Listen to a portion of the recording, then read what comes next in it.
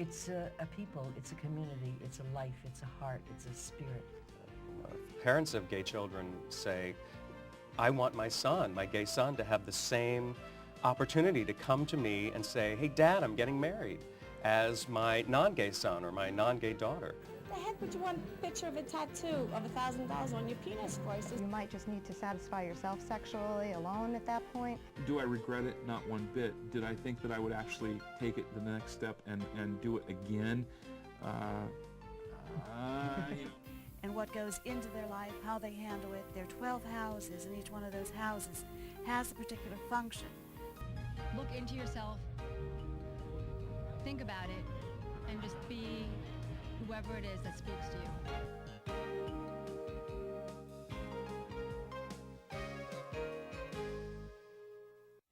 Hello and welcome to Talking About. Today I am bringing you a very special guest, Robert Notter, who is a health and life coach. Yes. Welcome. Thank you. It's good to be here. Well, I'm glad you stopped by.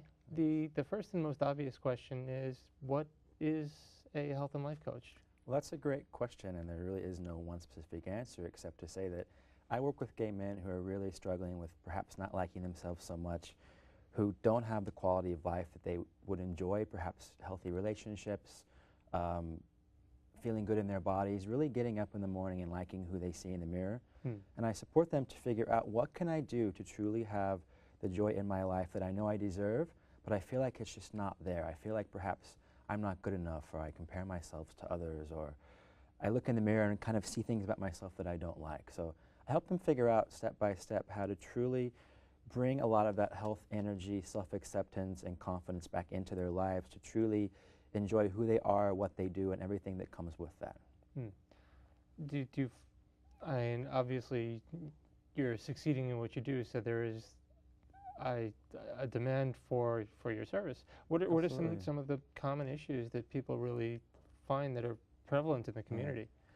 Well, I find that, in the gay community there are many men who struggle with really accepting themselves as they are. Oftentimes they compare themselves to others. They feel like, well, I don't look the way this person does, or I open up a magazine and I don't have the body that that guy does, or perhaps I don't have a relationship and I feel lonely. I'd like to learn how to actually create relationships that are fulfilling and meaningful.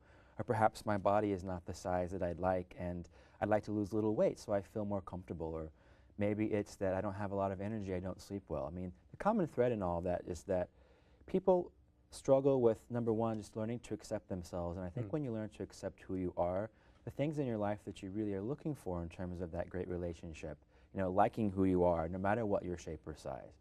And men seem to be struggling with, am I good enough? People like me. Am I going to go out and about? Or am I going to, be accepted for who I am? And people, I think, have a lot of internal criticism, and number one, just aren't accepting of themselves, and they just feel like there has to be more to my life than this. There has to be more than just getting up in the morning and kind of going through the motions, work, eat, sleep, work, eat, sleep. And there's more to that to life, and life, is a very long time, and I think it's important to figure out what truly fulfills you and how you can have more of that every day increasingly so that you can truly enjoy life, given that life is a long time. Are there some basic building blocks that we're together for a short time, so trying to keep this as tight as we can. Are there some basic building blocks that people can use? Definitely. I think that the important thing to consider is that our lives are like a big circle. Like if our life is a circle of life, we have our relationships, we have our food, we have our career, our confidence, our creativity, our community. All those things really go into the puzzle or the pie that's called our life. It's like our circle of life. I think it really comes down to understanding, what is it that truly makes you feel good about yourself? Are you doing things that you enjoy? Do you enjoy the work that you do?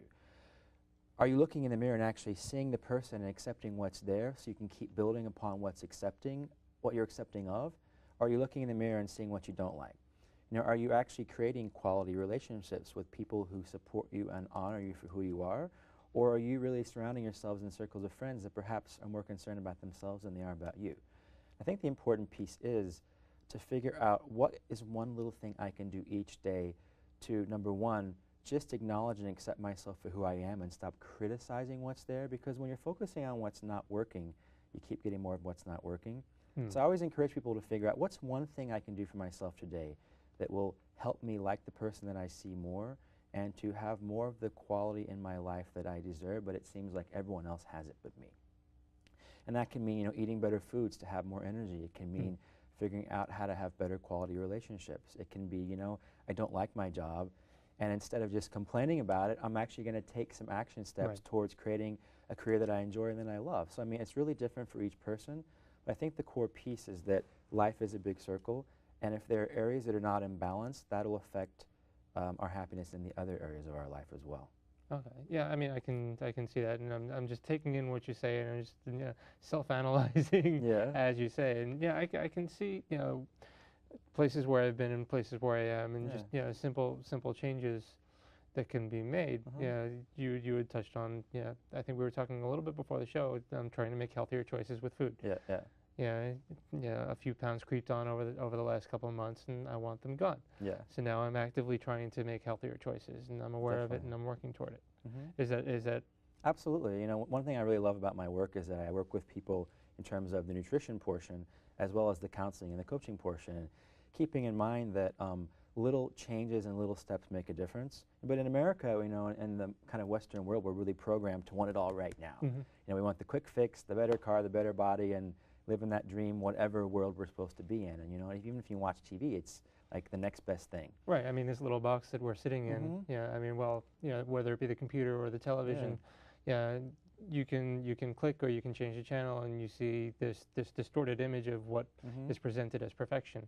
And if that doesn't reflect in what you see in the mirror, that can potentially be a blow to some people if they're not prepared for that. Someone once, actually a very wise friend once told me that comparison is the biggest form of unhappiness. And I think a lot of what happens in the world is that we are taught to compare ourselves to others who have more than we do, or who look better than we do, and that's all obviously subjective. But really, my work's about supporting people step by step to integrate changes into their life towards reaching their goals that actually they enjoy and not deprive themselves, and that really are lasting and that can be integrated every day to work towards having more and really filling up that cup of life. Okay. So some good basic blocks. If you had to just say to somebody one thing to do every day, what would you put out there? Well, I think that would really depend on the person and their particular situation. But one thing to do is just think about, what am I bringing into my life? What am I eating? You know, am I putting food into my body that makes me feel bad afterwards? Or am I still having relationships with people that are really dragging me down instead of lifting me up? Think about one thing in your life that you feel consistently is not in balance, and instead of thinking about how it's not working, shift your focus to, what's one little thing I can do today to feel better about at least one area of my life, and how can I consistently take at least one small step to having more of the quality that I desire in that particular area. And again, it's really individual for each person, but I think that's a good first step, is what's one thing I can do today towards an area where I feel that I'm really not as happy as I'd like to. Okay, so that's a great first step. And if people want to learn more, where should they go to learn more? They can visit my website at www.menseekingmore.com, and they can learn about my teleseminars, and I do workshops in person. I have a newsletter with tips every month to help support them, really just kind of step by step to be with like-minded people who are all growing together to have a happier life. Okay, menseekingmore.com, and there's a link to that on the www.talkingabout.info website. I'm John Griffith with Robert Notter. Thank you so much for spending this time with me, and I will see you next time. Thank you very much.